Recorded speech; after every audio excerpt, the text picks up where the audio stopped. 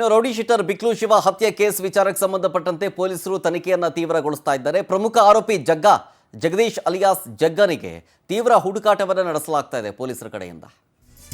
ಈ rowdy sheeter ಬಿಕ್ಲು ಶಿವನ ಹತ್ಯೆಯ ಪ್ರಮುಖ ಆರೋಪಿ ಮತ್ತು ಮಾಸ್ಟರ್ ಮೈಂಡ್ ಇದೇ ಜಗದೀಶ್ ಅಲಿಯಾಸ್ ಜಗ್ಗ.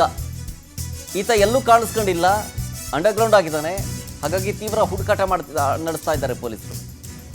ಜಗ್ಗನ ಜಾಲವನ್ನು ಬೆನ್ನತ್ತಿ ತಮಿಳುನಾಡಿಗೆ ಹೋಗಿದ್ದಾರೆ ಪೊಲೀಸರ ಒಂದು ಟೀಮ್. ತಮಿಳುನಾಡಿನಲ್ಲಿ ಫೈನಾನ್ಷಿಯರ್ ಸಂಪರ್ಕವನ್ನು ಹೊಂದಿದಾನಂತೆ ಜಗ್ಗ, ಹಾಗಾಗಿ ಅಲ್ಲಿಗೆ ಹೋಗಿರ್ಬೋದು ಅಂತ ಪೊಲೀಸರ ಒಂದು ತಂಡ ಹೋಗಿದೆ.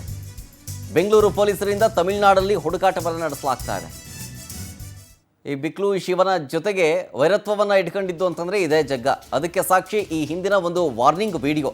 ಆ ವಿಡಿಯೋದಲ್ಲಿ ಬಿಕ್ಲು ಶಿವ ಮತ್ತು ಜಗ್ಗ ಇಬ್ಬರು ಕೂಡ ಮಾತಿಗೆ ಮಾತು ಕೊಡ್ತಾ ಇರ್ತಾರೆ, ಜಗಳ ಆಡ್ತಿರ್ತಾರೆ.